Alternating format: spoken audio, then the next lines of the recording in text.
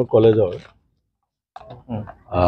আজি তেওঁলোকৰ যদিও 25 বছৰ পাৰ হৈ গৈছে, এইবাৰ তেখেতসকলে 2-2.5 বছৰমান পলমকৈ হ'লেও তেখেতসকলে চিলভাৰ জুবলি পাতিছে। আচলতে আজি তেখেতসকলৰ আৰম্ভণি আমাক একচুৱেলি 2 দিন পিছত মাতিছিল।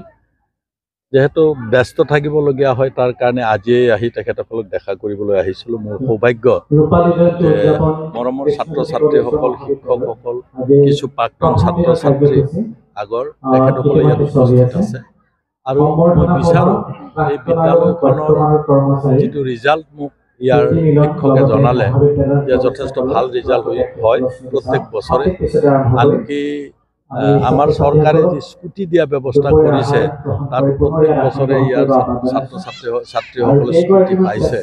গতিকে মই আশা ৰাখিম বৰ্তমানৰ এই বিদ্যালয়খন স্থানীয় ৰাইজে চেষ্টা কৰিছে, যদিও আজিকালি ক্লাছ আৰম্ভ কৰি নতুনকৈ যদি কলেজ কৰে, সেই কলেজখন চৰকাৰে লোৱা এই প্ৰভিজনটো যিহেতু এতিয়া নাই, তেখেতসকলৰ মাটি আছে, দৰকাৰ হ'লে এই বিদ্যালয়ৰ মাটি এৰি দি হ'লেও ছিনিয়ৰ কলেজ কৰাৰ কাৰণে তেখেতসকলে যি চিন্তা চৰ্চা কৰিছে, সেই পৰামৰ্শটো মই লগত লৈছোঁ।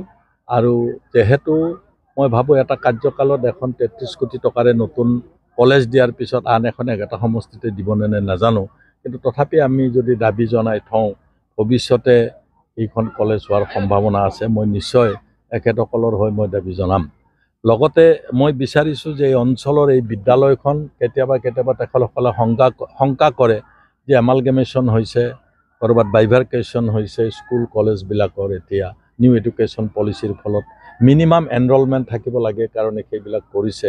এখেতসকলে সন্দেহ প্ৰকাশ কৰিছে যে এখেতসকলৰ বিদ্যালয়খনো কেতিয়াবা কাৰোবাৰ লগত এমালগেমেশ্যন কৰি দিব পাৰে নেকি।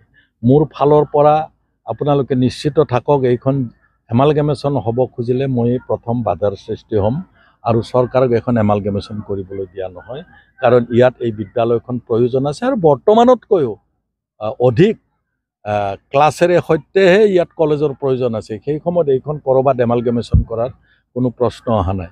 মই যিসকল প্ৰাক্তন ছাত্ৰ ছাত্ৰী ইয়াত উপস্থিত আছিল তেওঁলোককো ধন্যবাদ দিছোঁ যে এটা পৰিৱেশ এই বিদ্যালয়খনৰ হৈছে আৰু ভৱিষ্যতে